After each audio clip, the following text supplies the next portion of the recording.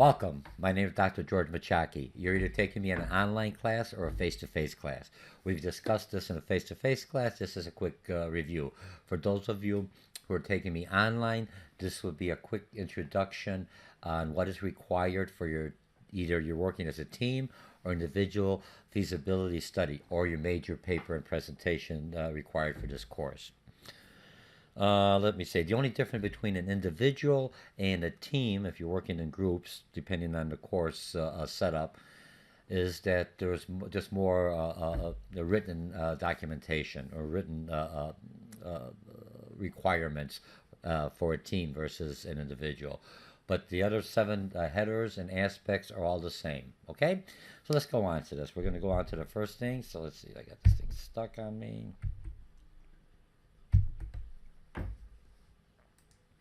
Hang on a second. There we go.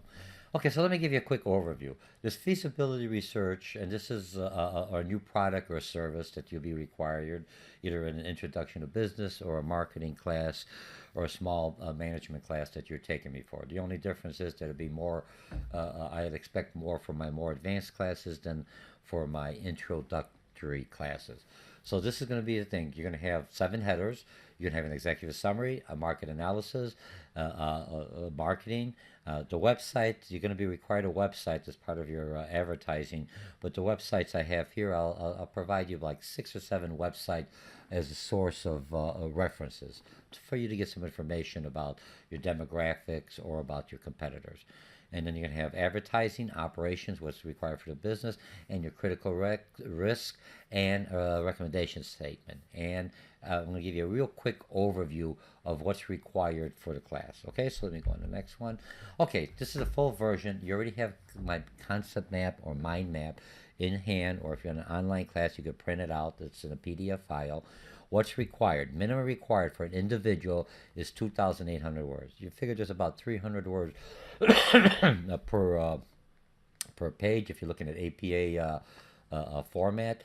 If you're doing a team, that means I have a team of 4 within a team. I expect a little more. It's 4,500 words if it's in a team setting.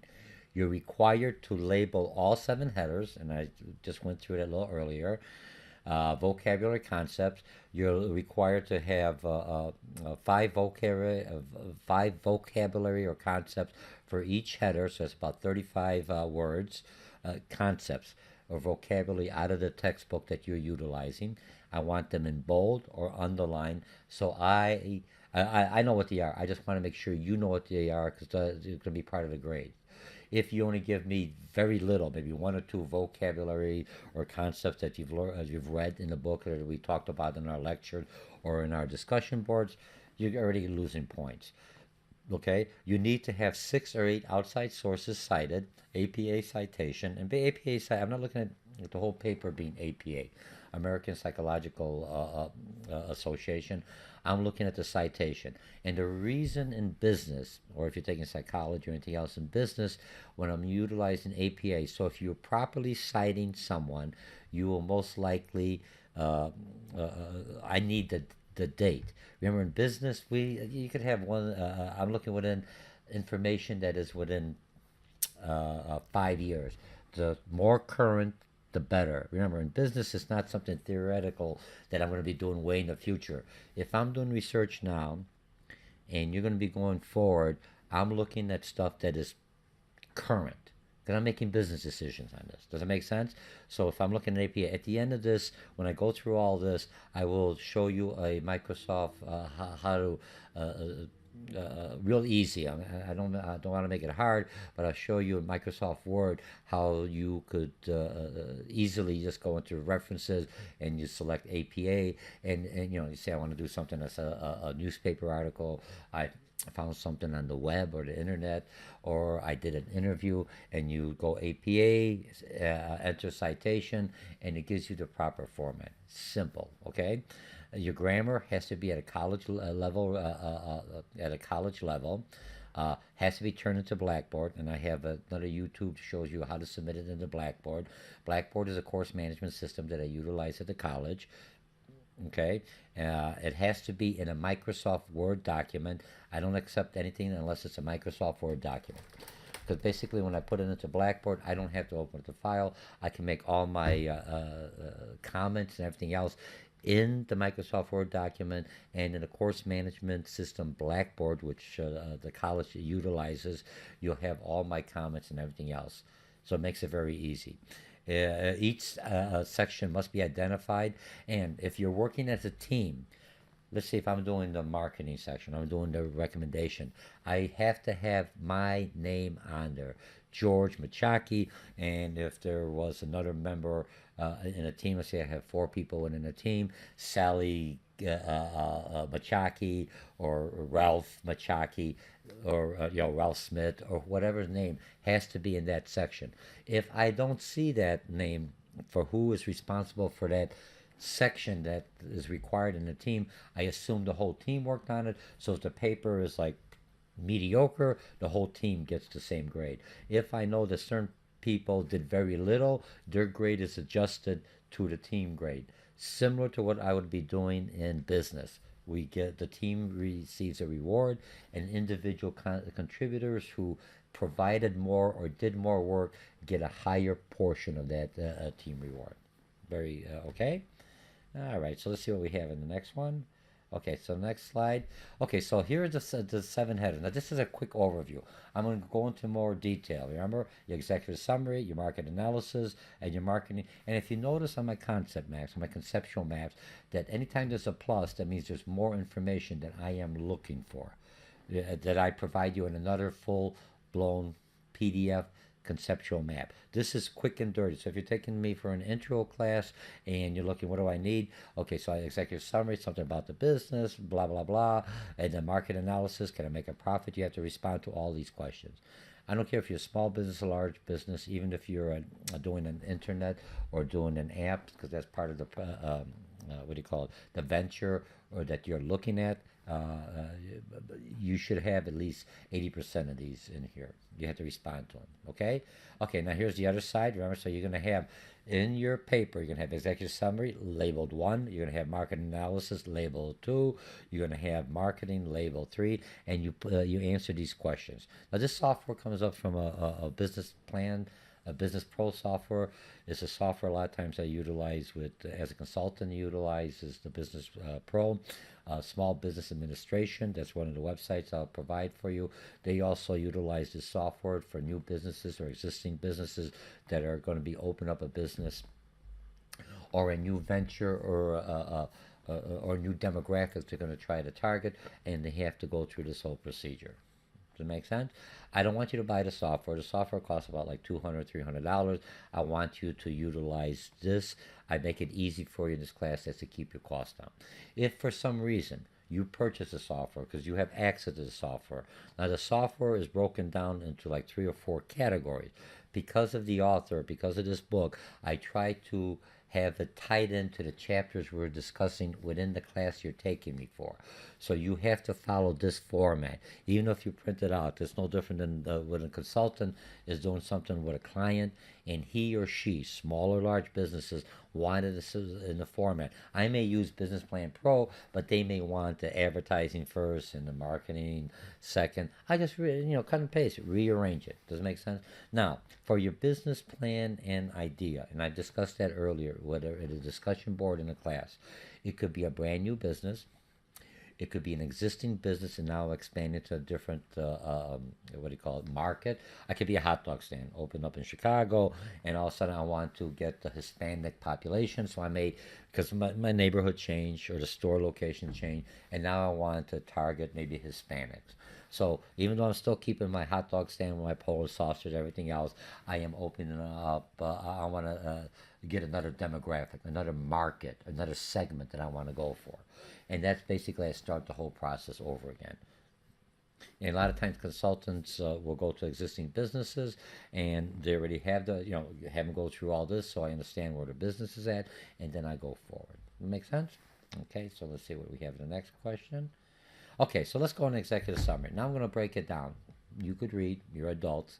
Make sure that the first sentence catches. Now the executive summary is similar to a, what do you call it, an abstract if you're taking an English class. It just tells me a little bit about the company.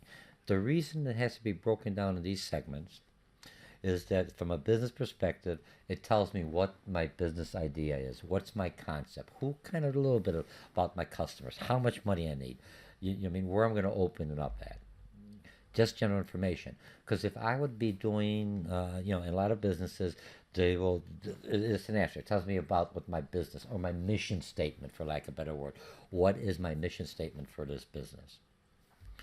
Where's the location, everything else. So now, I may be an accountant, and so I'm just going to go into the accounting area. I may be a marketer or advertiser. I'm just going to go to the advertising area because that's all the business is paying me to review as part of my, to review that section.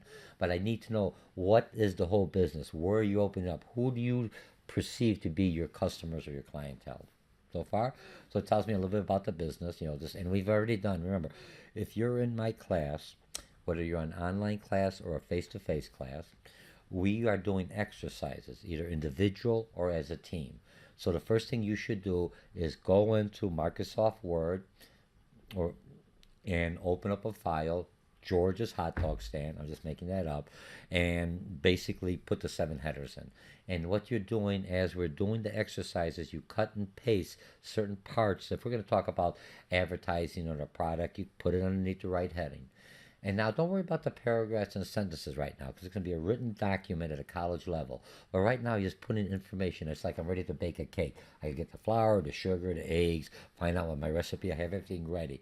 So instead of waiting to the last minute, I make sure I got everything here. So you're basically building this up. And then when it's time to turn in your feasibility or your research paper, you have all the parts there. Now you're putting, putting it into sentences and paragraphs and making it flow and writing it at a college level.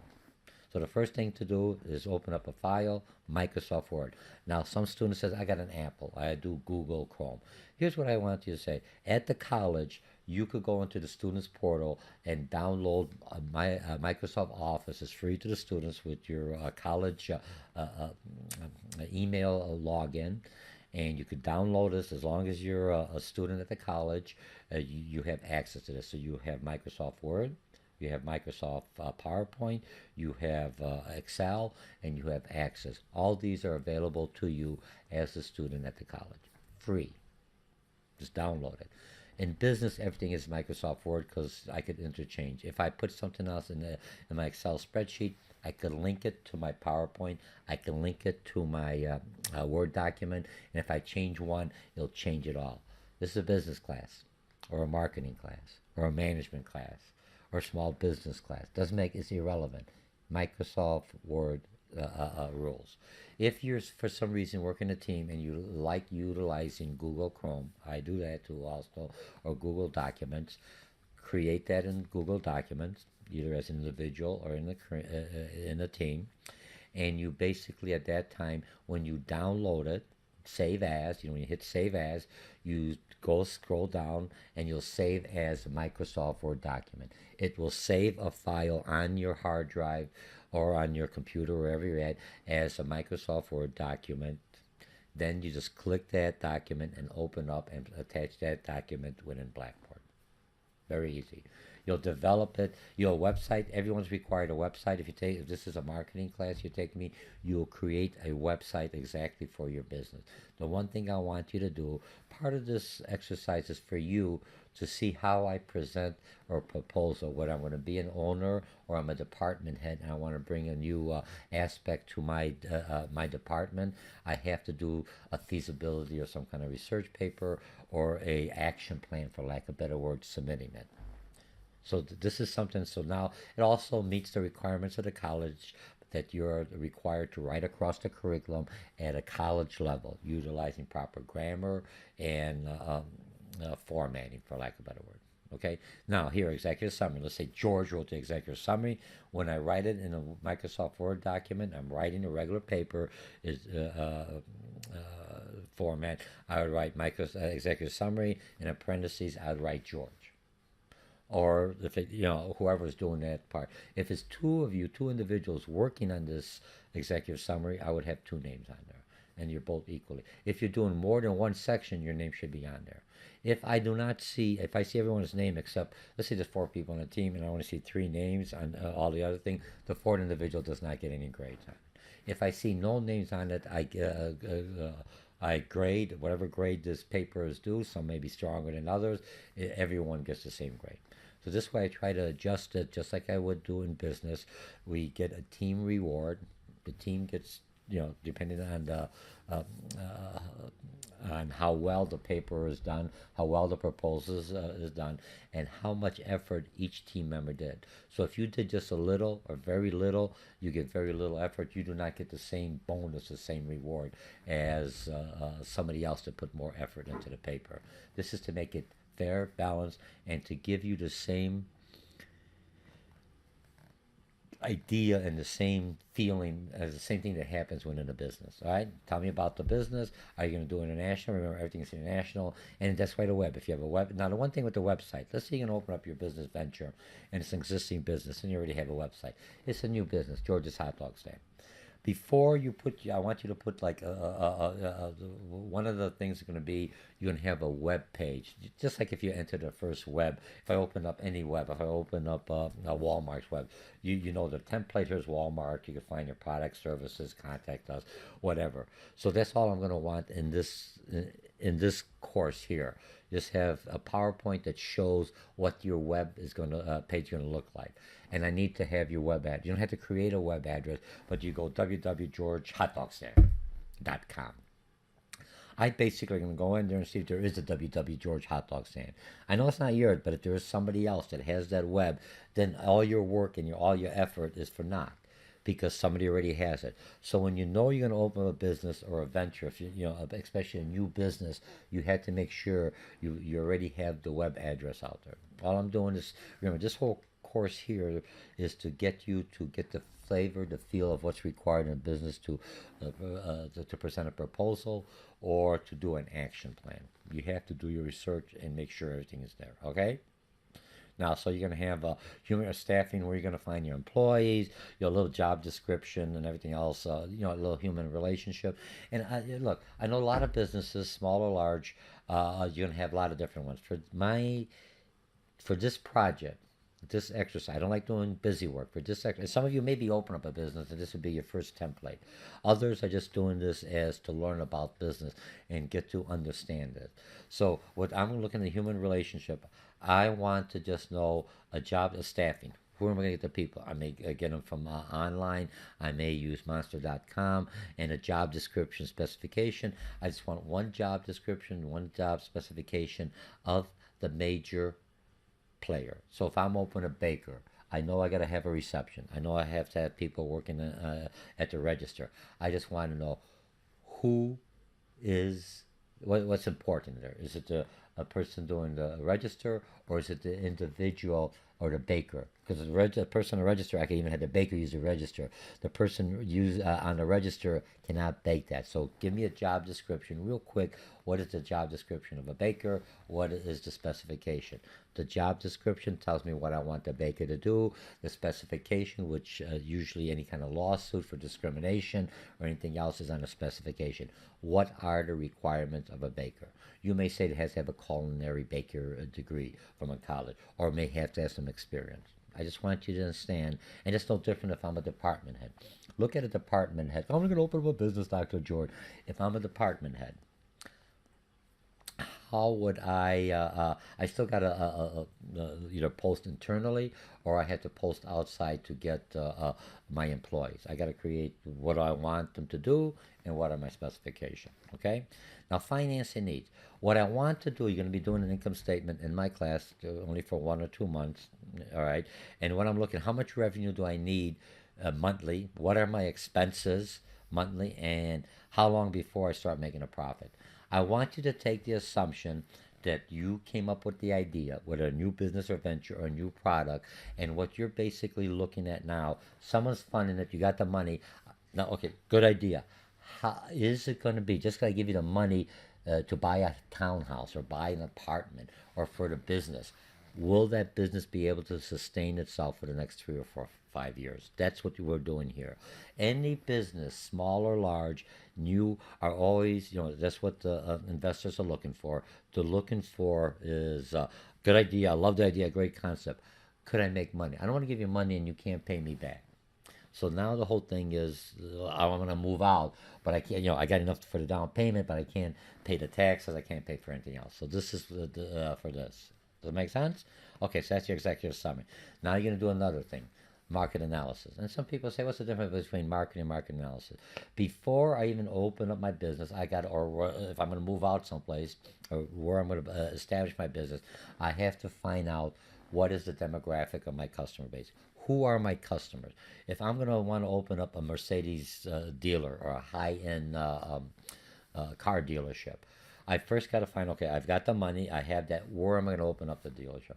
I'm not going to open up in an area maybe where the, what do you call it, the economics aren't there. Not only the economics of the area, or my customer base are there. Let's say here's my customer base. I'm opening up in Lake Forest. I'm opening up in Barrington. Two of the higher end thing. They'll be able to sustain it. Now I have to find out who are the people within that area. What are my other competitors? You see, so I'm doing a market analysis because I may say, okay, Lake Forest may have too many already high-end car dealers, but I want to open up in Barrington. They may not have as many, or I may want to open up in Chicago. Whatever. Do you see what I'm trying to say? You're doing research to find out. Now, you can't analyze anything. You can't do your marketing until you analyze who's there. If I'm opening a hot dog place or Polish, I want to open up a Polish restaurant. Do I want Polish people coming in there or do I want everyone else in there? But I have to understand who the customers are. If I'm an existing business, here's my customer. And my clientele and the demographics change. That's why when you're doing your research, I'm looking for the last 2 years. You're going to tell me, here are the customers living in this area at this time. So when I open up or start a new venture, this is exactly, I know who my clientels are. Okay, I got to know my market size. Okay, so can I turn it to an idea or a profit? Who's my market? Is it business to business, or is it just to the regular consumer? Profile, I have to understand who your customers are. Just this is where I'm opening up. This is who I have. I want to get Polish people. There's no Polish people living there, maybe 1%. So maybe I'm going to target maybe a Russian, or maybe whoever's in the market. That's what the research tells me. Will they buy my product at my price? You look into your competitors, see what the competitors are charging.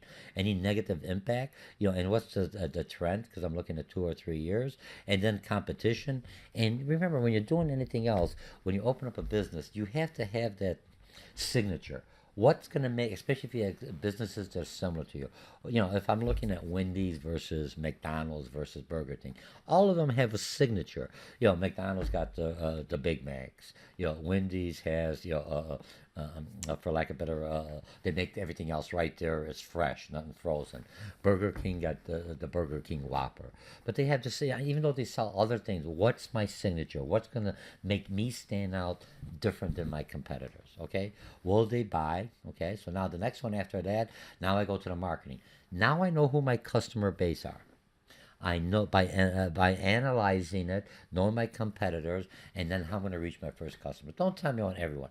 You only have so much money, and now I'm going to funnel. Where's my little niche to get going? Once I get going, I'll find another demographic niche and another one working in the same geographic areas. How will I contact these individuals? If I'm going to say I'm going to contact the new generation, Generation Z, let's just start with that. Or then they're all on the internet, online, and these are people coming into college now, about like 18 or 19. They don't read the paper.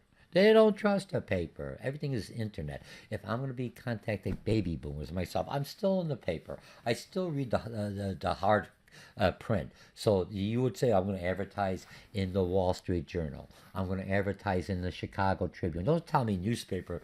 I need specific newspaper for the demographics where you're going to open up. So when you're opening up in Chicago, you got to give me what zip codes you're going to be covering. Chicago's a big city.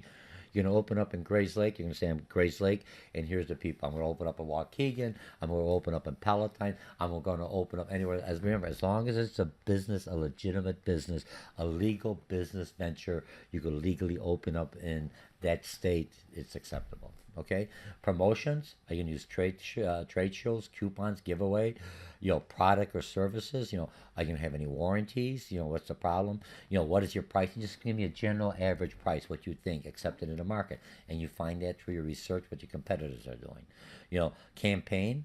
What message? Remember when we went through the marketing? Marketing is the integrated things. Marketing, promotion, sales, personal selling, and advertising. Marketing is the one to tell me when McDonald's is going to open up a new drink, frosty drink, whatever. That is the heart. The marketing campaign say we're opening up a new thing. For most of you, we're just going to be awareness. We're going to be aware. So that's going to be our campaign. That's the marketing campaign. Awareness. So how I'm going to reach them. The advertising is the communication for your campaign to that segment market. The promotion is to get them into the store. The sales individual, once I'm in the store with the coupon, the salesperson is either to sell them the product, explain more information, and maybe to up them to more added values or more a product benefit. But I got to get them in. You see me? So in a couple of months, let's say McDonald's again is going to have a cappuccino, new cappuccino drink. So what they're going to do is going to have that's the integrated marketing campaign. We're going to focus on the cappuccino, and the whole process starts all over. The advertising, the communication, the promotions to get you into the store, and the salespeople will remind you, oh, here it is. Like when you go to McDonald's when they got the new cappuccinos. When I got the coupon sale on the ad, I come into the advertising. I come into the store. I come into the window, and the salesperson who's at that over the intercom, can I help you? Would you like to try a new cappuccino? Okay, sounds good. Now the other thing you're going to look at is your strength and weakness and opportunities. As discussed in the class, as we've worked on the SWOT, you've done that within the class. Your strengths and weaknesses are internal to your business. Opportunity and threats are outside the business. Anything you're doing, what's my opportunity, what's my strengths and my weaknesses, and what's the opportunity or threats outside. So when you're looking at your campaign here, you're basically going to be marketing your strength to the client or the customer that's coming in there, but you're going to be looking at your competitors' weaknesses.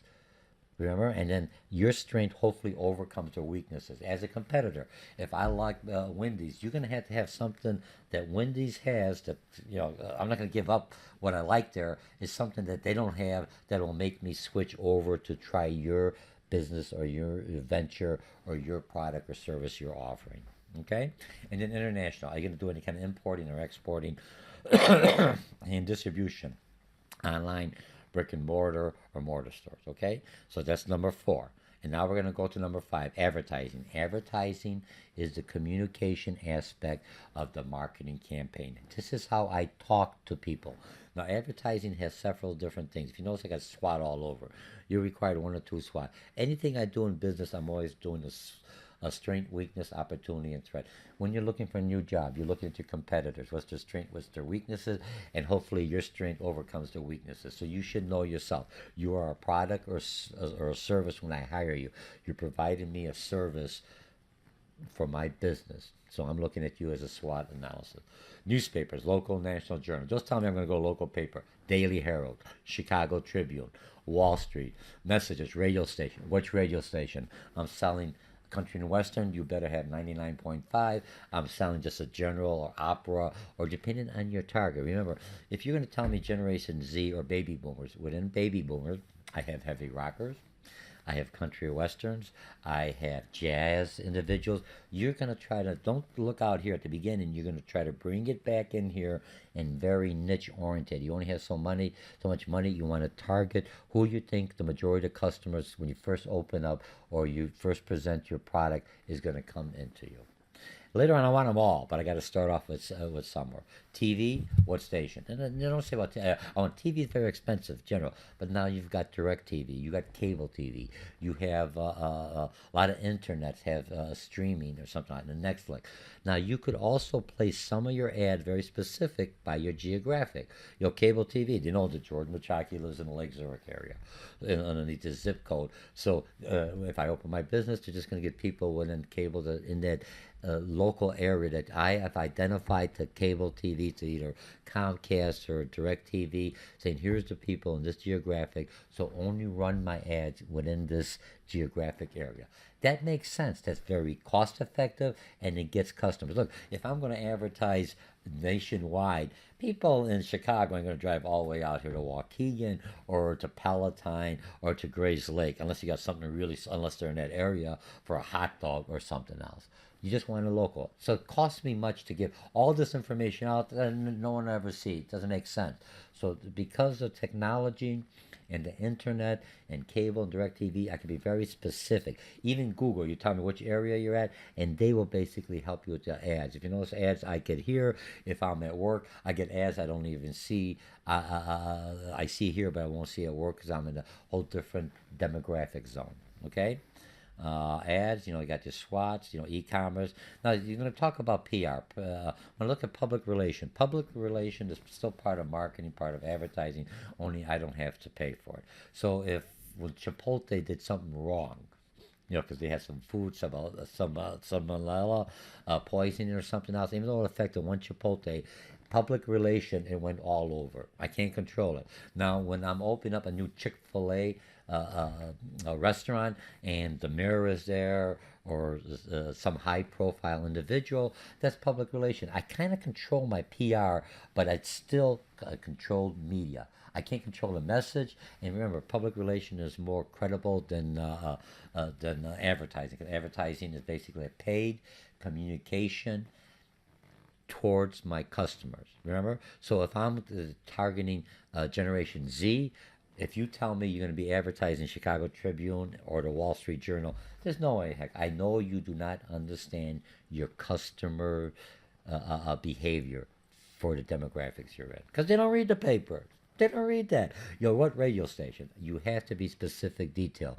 Because remember, look at it this way. If I'm going to move out, I'm going to move out something. I want a big house. What do you mean a big house? What do you want to move out? You can move out different areas. Now I'd say I'm going to move out, let's say, in, for lack of a better word, Palatine area. Then I'm very specific. What apartments are out there? What do I want to move in the Palatine area? I'm looking specifically in that area. Okay? So I know that this is what I'm at. It's the same thing. So when someone's reviewing your proposal, your action plan, or your feasibility study, before you go on, you have to let them know, yes, I understand my customers. Because you're going to tell me I'm targeting Generation Z and you're advertising the wrong place. You don't know your customers. I'm not going to fund you. Good idea, but I want to get my money back. I want you to be sustainable. Okay? All right, so now the next one we have is operation. When I'm looking at operation, I'm going to open up a hot dog stand. Where are you going to open up the hot dog stand? Gurney Mills or Woodfield Mall? I don't really care. Or in that area in there. You got to give me a location. You say, hey, let's say I'm going to open up a shoe store. And you can say, we're going to open a shoe store. Payless is closing a lot of shoe stores, a lot of shoes, because there's a lot of people buying a lot of their shoes online. So they're closing up their brick and mortar stores. So a lot of these stores are open available. So you're driving by and you see a Payless in Lake Zurich on 12 and, I don't know, 22. I'm just making that up. And that's what you're going to tell me. Here it is. What size of a store? If I'm going to be opening up a massive gym, I need a larger store. If I'm opening up a beauty shop, I need a certain square footage. Give me something I could relate to as a investor or even your boss. So he knows, oh, here's where I'm going to actually go. What are you looking at? Here's your what's available. Okay, you're going to tell me something about your equipment needs, full expansion, kind of square footage. Tell me a little bit what you think your fixed costs are. That means your rent and your mortgages. What are some of your variable costs? I might have to get stuff, my overtime, just general. And we've discussed this in class. So right now it sounds like a lot. But taking my course and we go through the different chapters, we'll work either as an individual or as a team, and you'll be either discussing this as in our discussion within the classroom, or you'll be discussing this within the forum or discussion board if you're taking me strictly all online. Training and planning for outsources. So far, so good. The next one I want to know is, like I said, advertising, operation. Okay, critical risk. Every business has a critical risk. Don't tell me we're going to go out of business, customers don't come in. Then don't open up the shop there. Your critical risk is, what are the new laws? What are the new regulation? I'm opening up a tobacco shop. Where I'm opening up a tanning salon. So let's look at tanning salon. I'm opening up. Everything's going right. And all of a sudden, the laws change or something happens. They found out that tanning is bad for you. I'm just making this up. Or they say you have to be a certain age to go in there to take a tan. And most of my tanning customers were from the high school that's in the area because they want to look good for the prom and everything else. So now all of a sudden you have to be over 21 for my tan. That's a critical risk. How do I overcome the critical risk? I'm going to open up a chicken place, only chicken. And all of a sudden there's the chicken flu or whatever that's going around there, and the chickens are contaminated, and people don't want to buy chicken anymore. So my secondary market may be I also sell hamburgers or I may sell pizza or something now. So how do I overcome my critical risk in case I'm just making an assumption within the next 2 years? What do you think is going to change? Are the laws going to change? Are the zonings going to change? Is a new competitor going to come in? How am I going to overcome it? All the investor wants to know is, hey, right now everything is good. 2, 3 years old. What do you think the worst thing that could happen that'll come in? If I look at right now, we're talking Whole Foods, Amazon, right? Right, you got Mariano's, all this out there for the they're all fighting for the grocery. Amazon just picked up, is looking at the acquisition of buying Whole Foods. So if Amazon now is a new competitor coming in, they already got the logistics. They're already well known. They got the what do you call it, Alexis that you could talk to. But now how am I going to get? And now they're coming to my business, and I don't offer anything online. I may say, hey, there's a critical list. Amazon's coming in here. Now they got Whole Foods. So Whole Foods with the 45 stores or whatever. Now they have a distribution center. They're already in the high end area. So I may say, hey, they're going to come in there, but I'm not hitting the high end clientele. Where I'm at is average customer. I should be all right. Or down the road, I may start offering something online. They still pick up in my shop. All I want you to think about it, okay?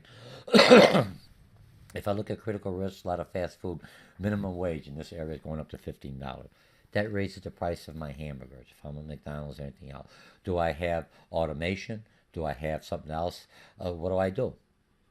You know what I mean? Because now if I'm going to pay $15 going to McDonald's, I go to TJ on Friday. I go to Chipotle. I'll go to Pandora. I'll go to other places. I'm going to spend that much money. I might as well sit down and spend a little bit more.